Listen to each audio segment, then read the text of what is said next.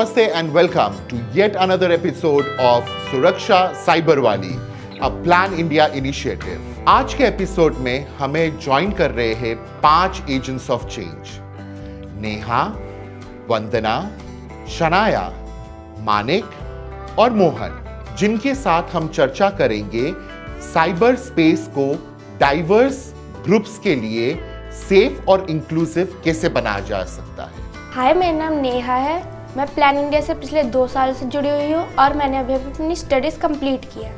मेरा नाम वंदना है। मैं प्लान इंडिया से 5 साल से जुड़ी हुई हूँ और मैं अभी अपनी ग्रेजुएशन कर रही हूँ। हेलो, मेरा नाम मानिक है। मैं प्लान इंडिया के साथ 5 साल से जुड़ा हुआ हूँ और मैं अभी ग्रेजुएशन कर रहा हूँ। हाय, मेरा नाम मोहन है। मैं प्लान इंडिया से 5 साल से जुड़ा हुआ हूँ और मैं ग्रेजुएशन कर रहा हूँ। हेलो, मेरा नाम शनाया है। मैं प्लान इंडिया से 3 साल से जुड़ी हुई हूँ और मैं मेकअप आर्टिस्ट हूँ। तो सबसे पहले मोहन, हम आपसे समझते हैं कि साइबर स्पेस में डाइवर्सिटी से हम क्या समझते हैं। डाइवर्सिटी का मतलब विविधता होता है।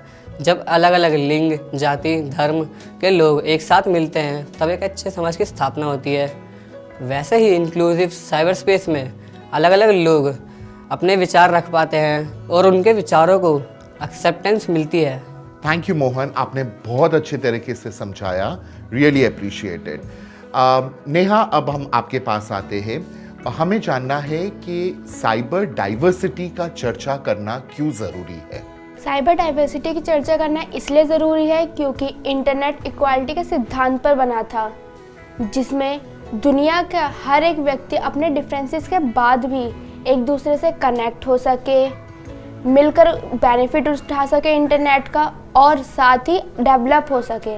बट जनरली हम ऐसा देखते हैं कि जो लोग हमसे थोड़े से भी अलग होते हैं, चाहे वो अलग धर्म के हो, जाति के हो, एज गैप हो या फिर अदर जेंडर के ही क्यों ना हो, हम उन्हें या फिर उनके थॉट्स को एक्सेप्ट करने में हमें प्रॉब्लम्स आती है और उन प्रॉब्लम्स के चलते ही हम उनसे बुरा बोल जाते हैं, कभी कभार ट्रोल करते हैं या फिर हम उनके लिए अपशब्दों का भी उपयोग करते हैं, जबकि ये ठीक नहीं है। जबकि हमें ये समझना चाहिए कि एक समाज में रहने के लिए हमें डिफरेंट चॉइसेस, लाइफस्टाइल और थॉट्स की रिस्पेक्ट करनी चाहिए। वैसे ही ऑनलाइन भी हमें डिफरेंट चॉइसेस, थॉट्स और लाइफस्टाइल की रिस्पेक्ट करनी चाहिए और हमें ये समझना चाहिए कि अलग होना हमेशा गलत नहीं होता।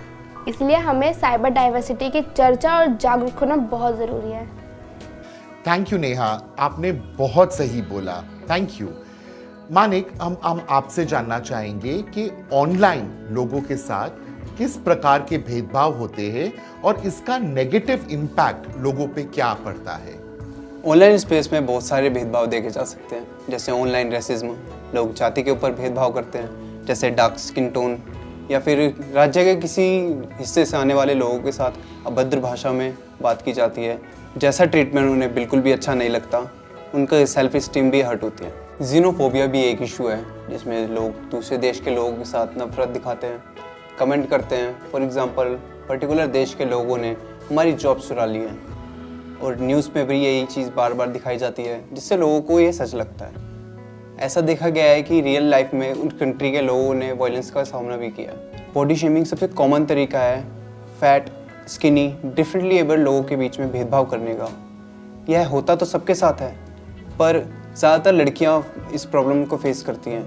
जब कभी हम अपनी सोशल मीडिया पे पोस्ट डालते हैं तो हम ये नोटिस करते हैं कि हम अच्छे दिखें, मोटे ना दिखें, और यही चीज़ हमारे को एज इट इज़ एक्सेप्ट करने से रोकता है।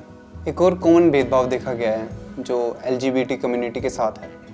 उन्हें मेजॉरिटी से अलग माना जाता है, समाज उन्हें एक्सेप्टेंस भी नहीं देता है। समाज उनको अभद्र भाषाओं से बोलता है, उनके अलग अलग नाम बताता है, जिनसे उन्हें बहुत हर्ट होता है। कभी कभी वह सेल्फ हार्म भी कर लेते हैं और उनकी मेंटल हेल्थ पर भी असर पड़ता है। थैंक यू मानिक, आज आपने बहुत इंपॉर्टेंट पॉइंट्स एड्रेस किए हैं। अब हम आते हैं शनाया आपके पास और वंदना आपके पास। हम जानना चाहेंगे आपसे कि ऑनलाइन प्लेटफॉर्म्स पे किस प्रकार के भेदभाव होते हैं, स्पेशली LGBT कम्युनिटी के साथ। मेरा मानना है कि लोग डिस्क्रिमिनेशन इसलिए करते हैं क्योंकि वो अवेयर नहीं है और सेंसिटाइज नहीं है LGBT कम्युनिटी को लेकर, इसलिए वो उनके साथ डिस्क्रिमिनेशन करते हैं क्योंकि उन्होंने अपनी ज़िंदगी एक ही विचारधारा के साथ बिताई होती है, जिसकी वजह से उनकी जो वास्तविक जीवन चल रहा है उससे कुछ भी चीज़ अलग लगती है तो वो विचलित हो जाते हैं।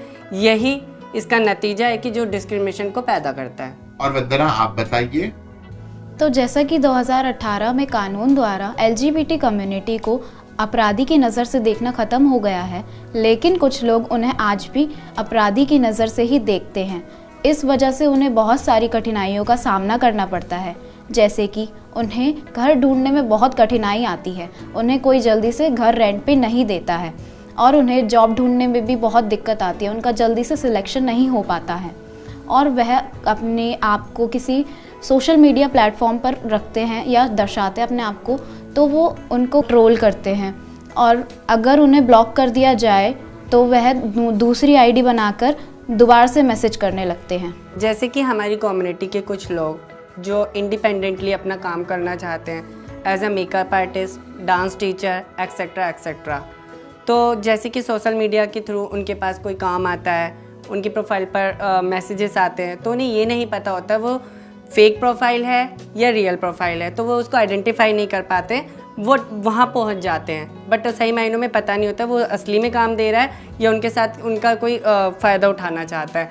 ऐसा होता तो सबके साथ ही है, चाहे वो जनरल कम्युनिटी हो या हमारी कम्युनिटी हो, लेकिन यहाँ पर बात आती है जेंडर और आइडेंटिटी की, तो ये हमारी कम्युनिटी को ज़्यादा नुकसान पहुँचाता है।